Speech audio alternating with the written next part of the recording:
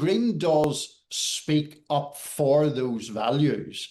And as I say, I don't think it's that there's a horde of people just move because she moves, but she does symbolise some of that discontent or dissent within the Maga coalition. We should mention Marjorie Taylor Greene, a one-time Maga ally, who's turned into a fierce critic of Donald Trump, has unexpectedly announced that she is resigning from Congress. I think that's going to be taking place in January. What's going on?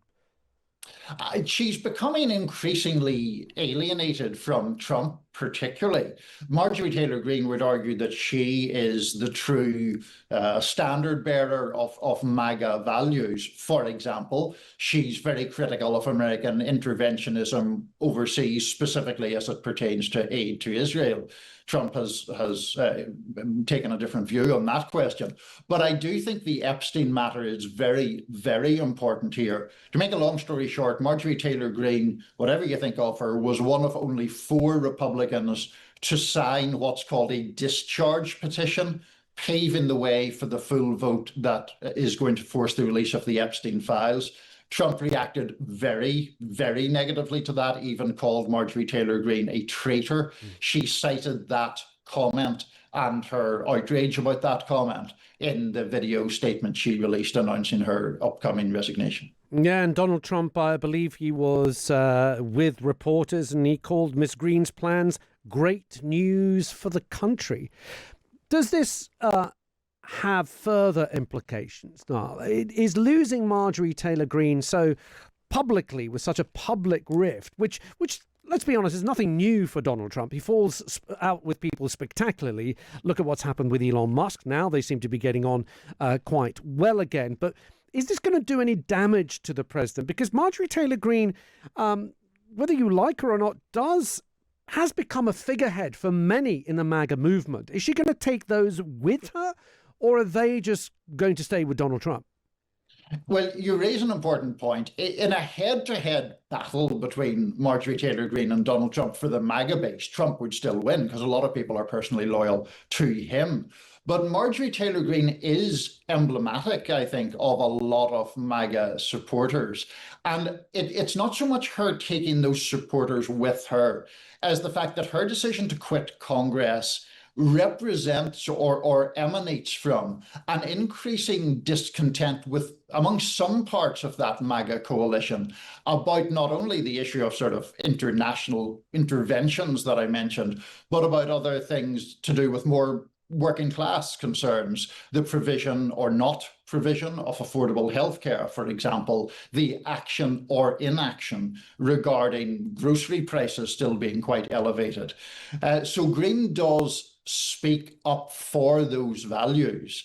And as I say, I don't think it's that there's a horde of people just move because she moves, but she does symbolise some of that discontent or dissent within the MAGA coalition. Do you think that's going to be the last we hear of Miss Greene? Or do you think she will be almost more powerful if she decides to do a podcast or a YouTube channel? Do you think she's still going to be in the political sphere? Predicting what Marjorie Taylor Greene is going to do is much of a fool's errand as predicting what Apologies, Niall, apologies. But overall, I don't expect her to disappear from public life completely. I would suspect that she might pop up on conservative or MAGA-leaning media. And, she could be successful in that sphere. As I say, setting aside what one thinks of her political beliefs, she's pretty effective at communicating to that particular audience. And so she may well continue to do so in some other shape or form. So she could continue to be a thorn in the president's side. It certainly defied expectations, let's put it that way.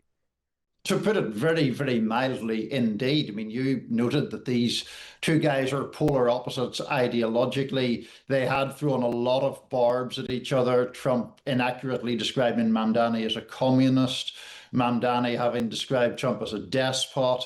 and they got on like a house on fire, it seems. It was quite a bizarre thing, not only in terms of the clips you played, but for example, Trump was asked whether he thought Mamdani was a jihadist, as some Republicans have accused him of being. Trump pushed back pretty firmly against that, said, no, I don't. And I've been talking to a very rational person. So highly entertaining press conference for sure. What do you think they sort of bonded over? I mean, they told us what they discussed. They discussed, the pressures of the cost of living that New Yorkers face, public transport, security of the city. What do you think brought them together?